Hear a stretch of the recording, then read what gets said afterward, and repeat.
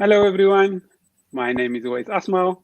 Welcome to another episode of Tooways to Skin a Cat, a show where we talk career experiences, entrepreneurship, and investments. The main aim is to show that there's more than one way to be successful other than just climbing the corporate ladder.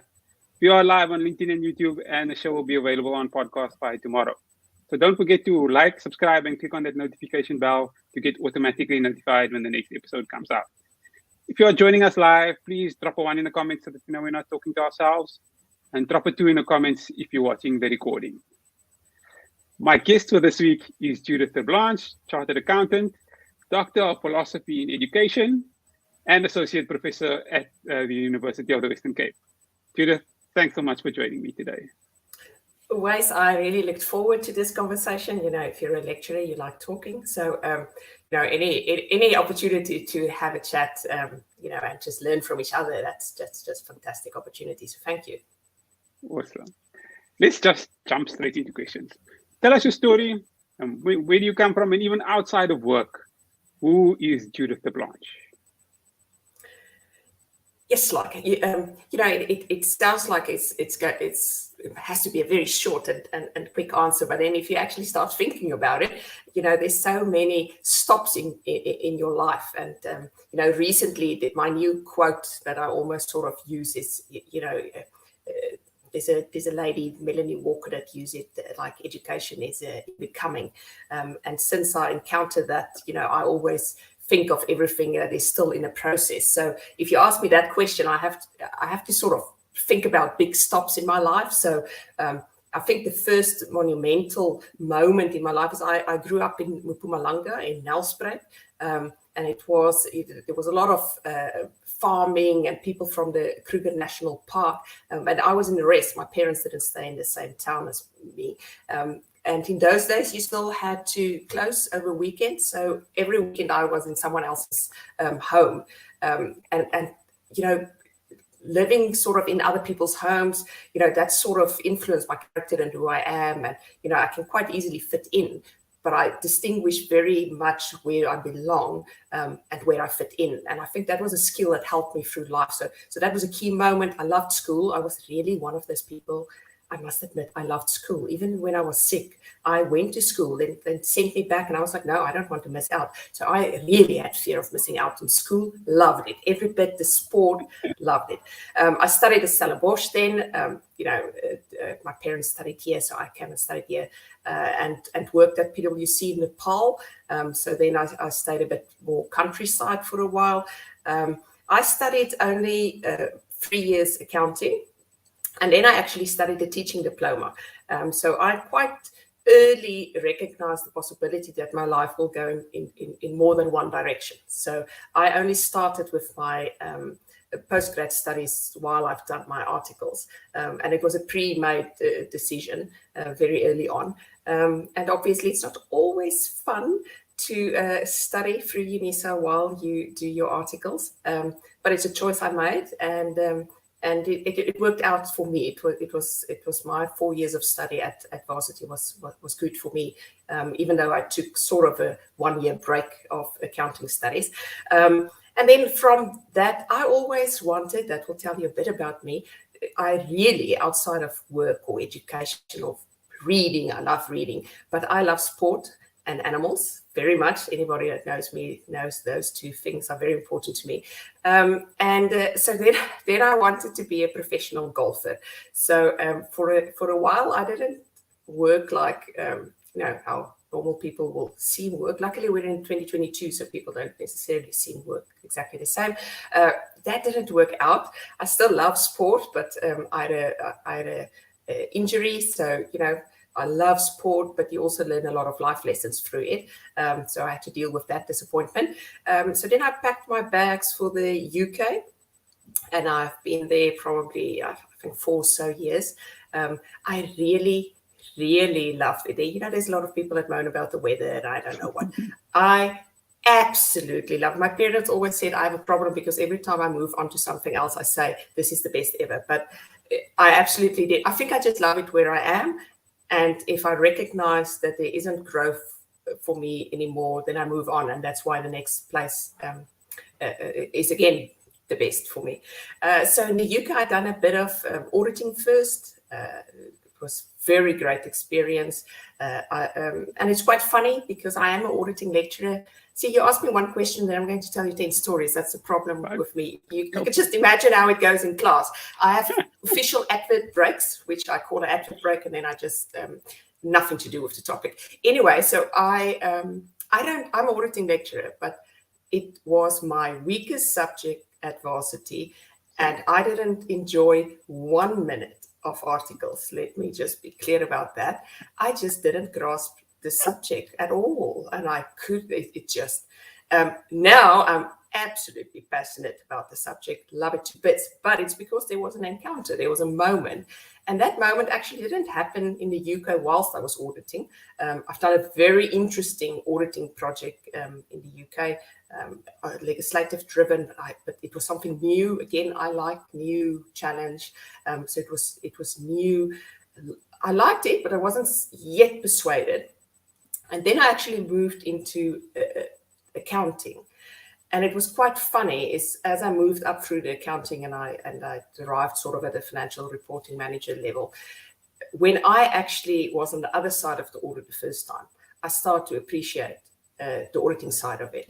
And, it went from, when I arrived there, it was sort of this, very challenged, a bit chaotic, and need to step in and help. And the audit process was always a nightmare. And, 2 years later, if you really understand what it's about, you can prepare everything accordingly. And I must say, I actually, while I was an accountant and being audited, I actually started to really, really, really grasp, but in some sort of way, a sort of science, but I sort of grasped that. And I must say, for the first time, accounting actually also made sense. I must say, as a student, I don't want to say not dedicated, that wouldn't be right. But if there was a moment to play sport, I would have played the sport, but I always understood you have to pass. So I never let that responsibility slip, but I walked a tightrope. So I might not have known everything of accounting. And I must say, when you actually work and you start grasping it, I was thinking, why on earth was this a bit difficult for me at varsity? Because if you really start to understand something, if you have the tools, and that's the amazing thing of our qualifications, is I thought that the job was perhaps a bit too high level for me, but we've got the skills and we can adapt and we just grow and we just swim through the stream. But that was clearly, I love that. Maybe the interview's over and I'm still at your first question. But I think the most, for me as a human being, what was brilliant about the UK, and I still have contact with people in the UK, is the encounter of me as a person. So very early on, I learned about, authenticity, because I distinguished the difference between fitting in and belonging.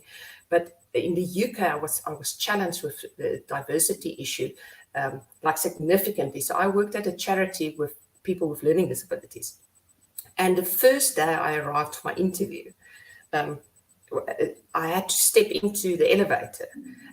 But what this entity does, they always employ people with learning disabilities, because otherwise it's a paper exercise. It's no window dressing for them. If it's about equipping, then you have to be employing staff with learning disabilities.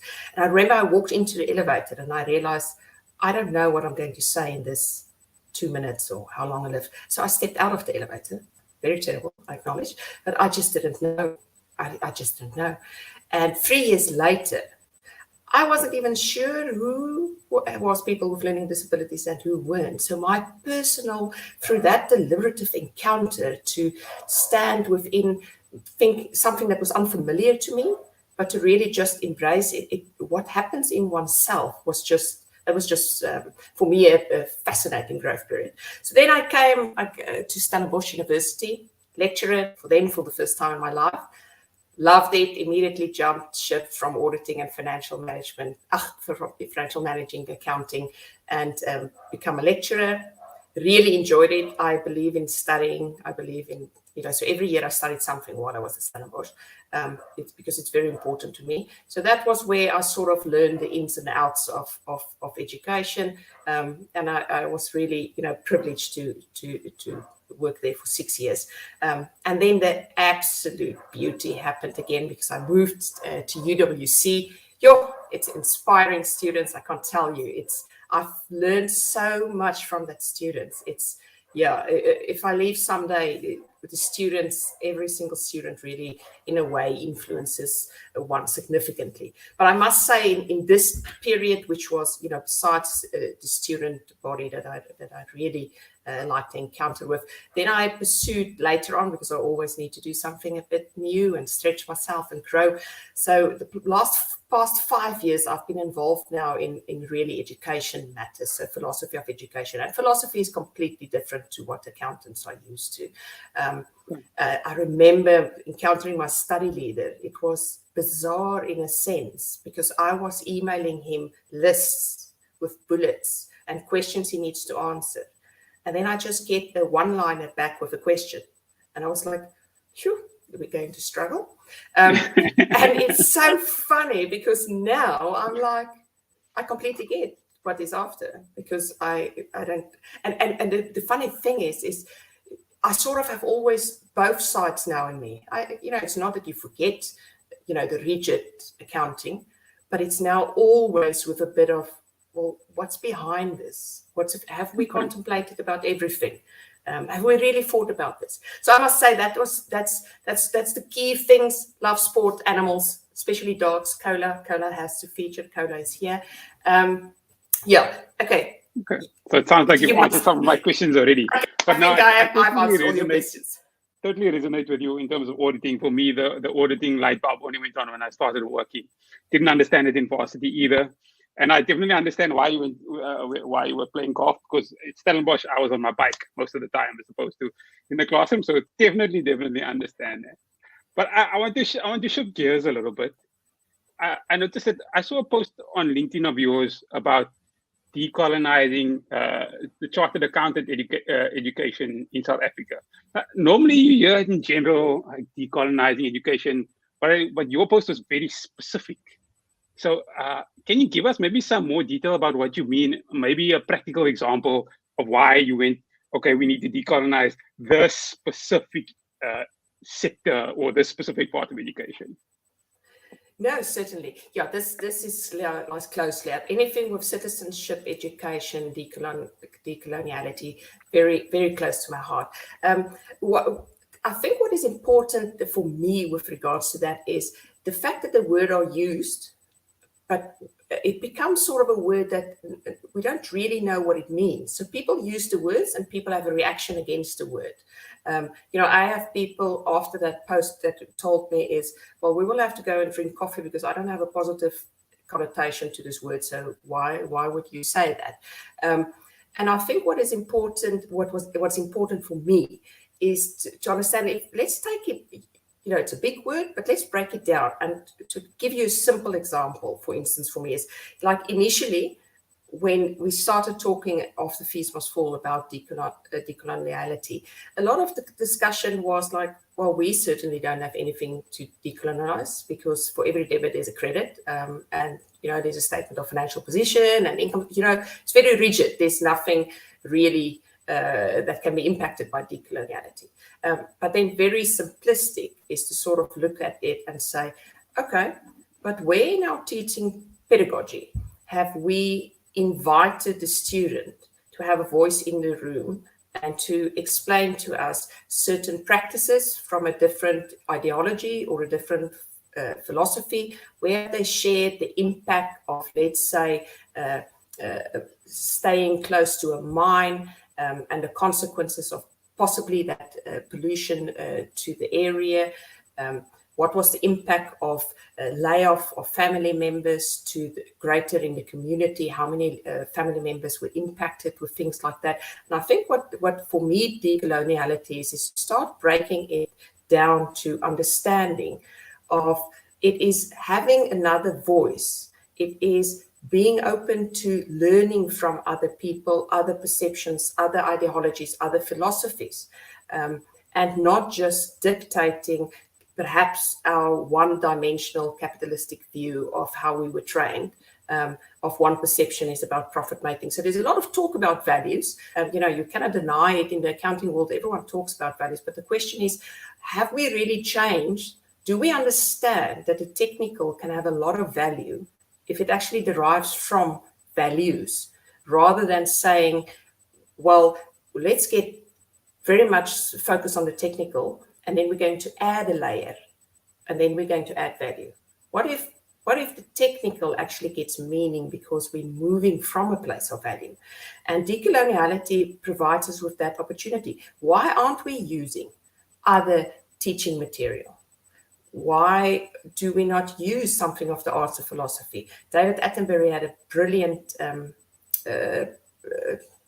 what was it, last year? Life on a Planet, 2 years ago. When did he launch that? But David had brilliant on, you know, the impact of humanity on the environment.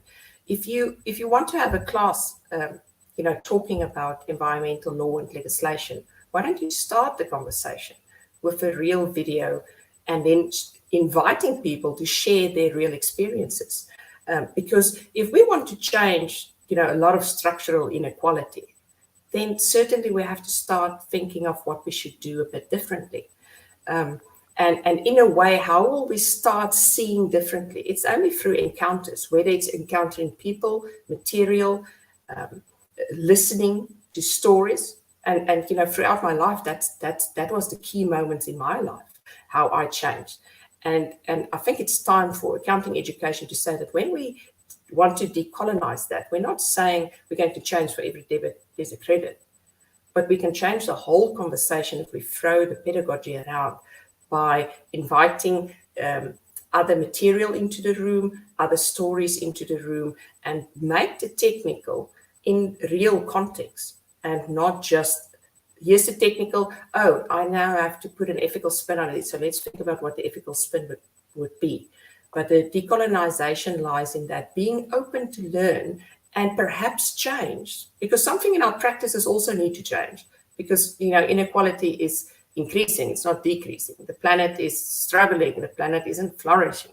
So there's a sort of a real calling for us, and especially as professionals, you know, we've got the technical skill sets. So how are we answering that? Yes, it's about sustainable business, but that sustainability is for sure impacted by you know, structural inequality. So the decolonization, I'm not saying throwing out debits and credits, they can stay. We don't have to throw out legislation, tax, wonderful legislation. None of that needs to change. But we can change what we do in the classroom, what we bring into what we listen. Okay, that was short, was it? I hope so. Yeah, well, that was perfect. That was perfect. If anybody's got any questions for Judith, please add them to the comment section now. We'll answer all the questions towards the end. Judith, I noticed a few months ago that quite a few universities were looking for accounting lecturers. I don't know if it's changed now, but there seems to be a lack of supply of people wanting to go into academia. What is the issue? Why is it now? How can we fix that? Well, I think we have a real problem, and maybe several problems.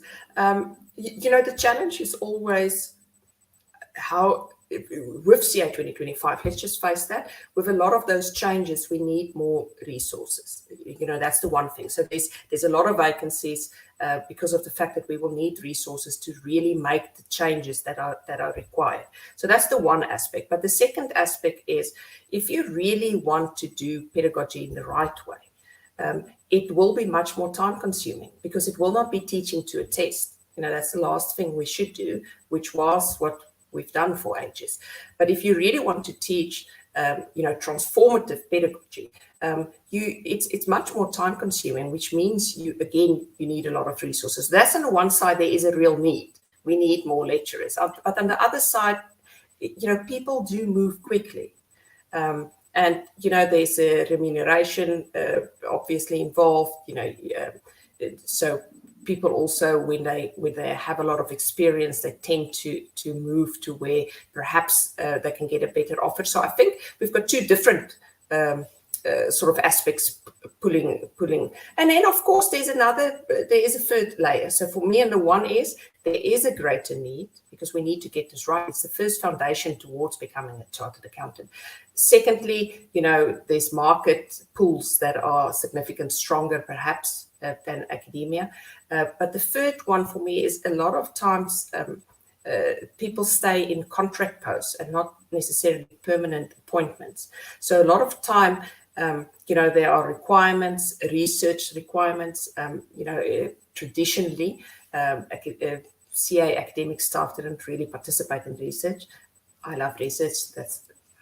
We should just do it all the time. But anyway, at the break. And I think sometimes that's a problem, because if people haven't really gone into the research, then there's sort of a hurdle for them to actually then get appointed permanently. So I think for me, there's those three things. It's permanent placements. It's definitely the market pools, which is just the reality. And then, of course, there are actually a need for resources so that we can plan and structure more pedagogical. Because remember, we don't have a CA, it's really pedagogical exposure. And hence, I moved into philosophy of education. Because remember, we've undergone our training, all of us exactly the same. And then some realized during the articles, oh, maybe I would like to go into learning and development. But that doesn't mean really you have really exposure in diverse pedagogy. To how do I facilitate a class about narrative reflection? How do I keep attention if I have a deliberation in class? So we steer away from what is not necessarily our strong suit. So what I'm actually saying is there are actually now, luckily, as a result of CA 2025, really a need for more extra staff so the staff can really reflect on the real pedagogical aspects and not just thinking about teaching the technical content. So if you're interested in academia, now's the time. The opportunities are there. Let's put it that way. Exactly. Let's talk a little bit about the UWC accounting faculty. Seems to have a bit of a branding problem. Doesn't seem to be most people's first choice, or especially in Cape Town, people push for UCT and maybe Stellenbosch. Yet every single person that I've met that has come through the CTA accounting program from UWC has always been top quality. How do you fix that? How do you fix that branding problem? Yes, Wes, that is such a big question, because I actually had it in my PhD. I actually spent some time on that, because it's not that you get through the people can frown upon if they want to, but if you actually get, by the time you're a CA, you don't get a UCT CA, a Stellenbosch CA, and a UWC CA. Then everyone is CAs.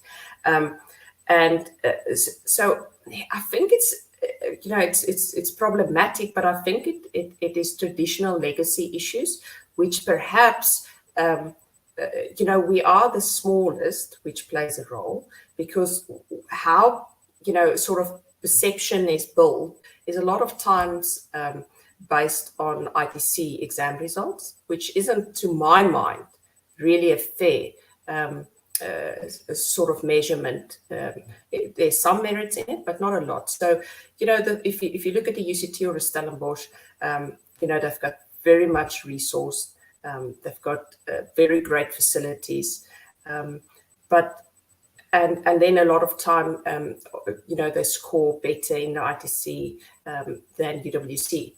But I think what people miss, and that's the thing that I will always stand for, doesn't matter where I work by the time I'm 80, but I will always stand for that I have seen and evidence the absolute difference that a place like UWC can make. Because I've seen students with the most resilient, students that had no opportunities in life, students that applied at the other two, did not come in, end up at UWC and became a CA, and is really a voice out there because they understand, they had it hard, they worked hard, and they came through the process on the other side, and they might not have had the opportunity if there was not an institution at UWC. How do we change perceptions? You have to encounter enough. So yes, maybe we can go on a branding exercise. Yes, that's something we can do. We don't have a lot of staff or time. Yes, we perhaps on our fault we can do a branding exercise. But I think the other thing is a calling on people to not, judge from the outside, because the absolute, I cannot explain to you the students that came through the system, what sterling human beings they are. And that you have to encounter it to understand the beauty of what happens in that space. Yes, we can perhaps improve our ITC exam results. We don't have poor results, but we don't necessarily get in a 90%. But for us, that's also a different story, because for us, I don't necessarily, and sorry if I step on anybody's toes, but I'm not necessarily a fan of a very, very high in the 90% pass rate.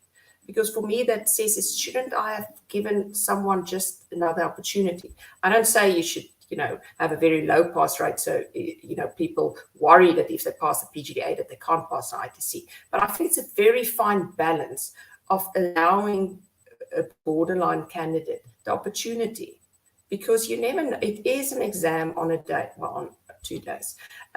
So for me, I don't know how we address legacy. We can brand more. Yes, we can go out there, voice more.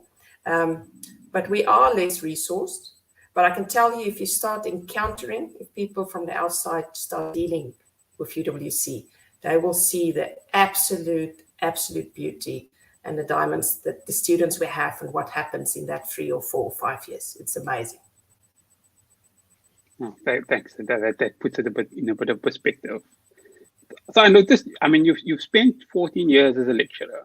What does the future hold for you? Are you staying in academia, or what's next for you?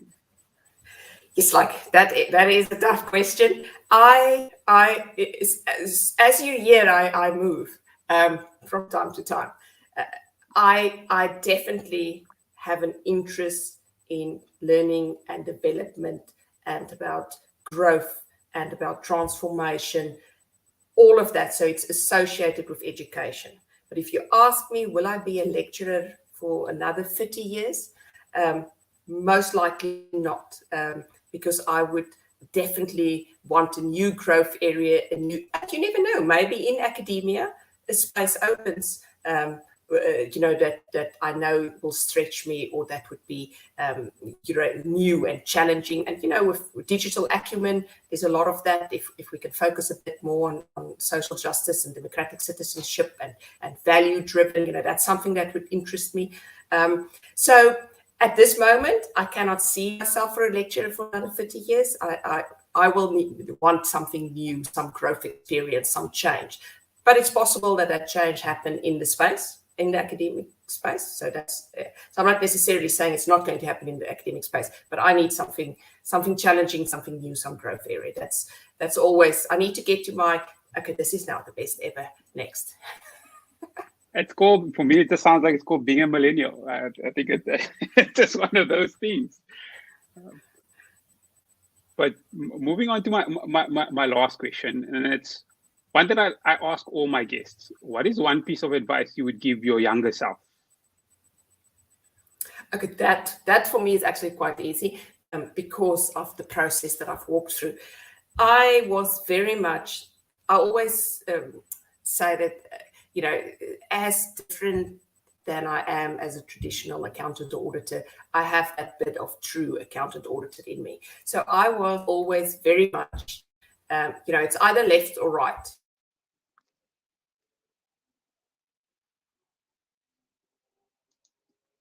To look for the paradox, to look for all the options in between, because there isn't just 2 options on the far end. I was a option on the far end person. I will look for all the gray in between if I were younger, and I will embrace the paradox, because it's actually when we get those things that seemingly looks incongruent, but if you actually realize that they've got an overlap, I think that's the beauty of life. So yes, if I could go back in time, that's what I would have told. I would have loved to have that perspective in life earlier. Black and white is easy. The beauty is in the gray. That's a good way to end it off. But it doesn't seem like there's any questions coming. I think everybody's enjoying what you're saying. Are there any last few words from you, or anything we didn't discuss that you'd like the audience to know? Well, I think that you can't ask a lecturer to talk, because then I will talk. No, wait. I think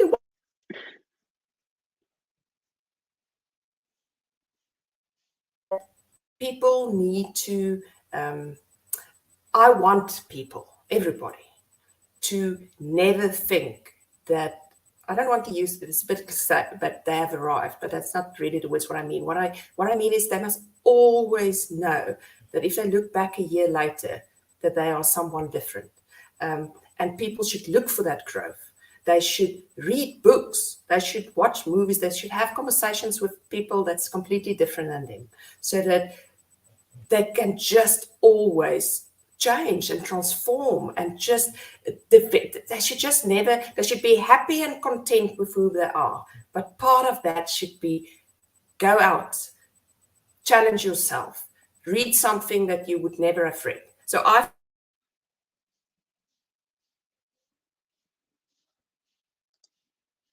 ordered a pack, so they must somehow take a lot. Hasn't delivered them yet, but I will post, because you have to read, write, you have to just put that in. So I love that. That's what I do, and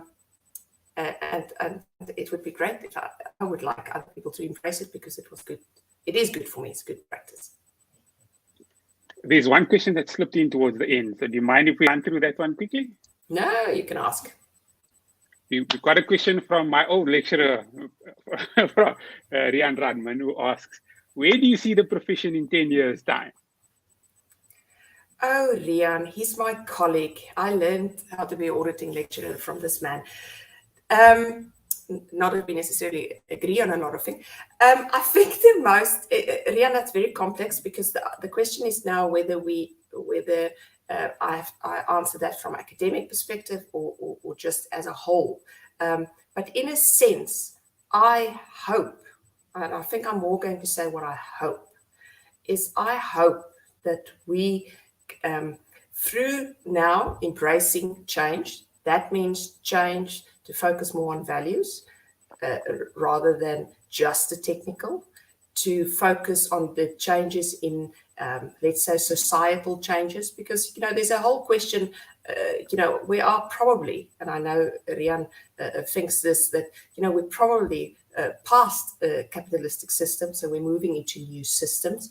We have to embrace the change of digital acumen, and we need to reinvent our role.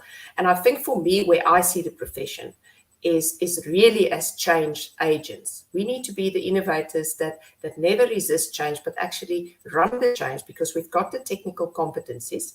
And if we are able, and now that's a challenge for academia, if we're able to not teach technical content, yes, we will get to the technical content, but if we are able to teach people to have critical thinking, to have problem-solving skills, to have the ability to adapt, to have the ability to accept and then excel in adverse situations or unexpected situations, then we, with those skill set, with the attributes then of our technical skills on top of that, I believe we can be those people that can really create sustainable business, profits, much more equal society. But for me, there's a change in both those that are already in the profession and those that are coming through the profession. And for me, it lies in embracing what's happening around us. So being the change agents, because we're embracing and we understand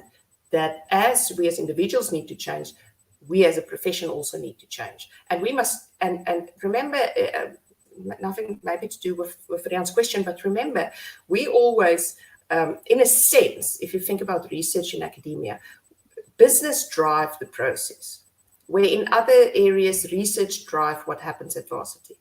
And in a sense, because happens like that, we need this simultaneous action that needs to happen of very much a significant change in the academic space, because that's where you create these skills, because we need business leaders to go out there and really live the values for a changing and demonstrate that agility. So Rian, I don't know if that answered your question, but that would be my first take on it. No, I think that's a good way to end off. A reminder to everyone, the show has been live on YouTube and will be available on the podcast by tomorrow. If you're watching on YouTube or listening on the podcast and you feel that it's added value to you, don't forget to like, subscribe, and click on that notification bell so that you get automatically notified when the next episode comes out. Judith, thank you so much for your time. No, thank you always. Keep well. Thanks everyone for joining us for another episode of Tooways to Skin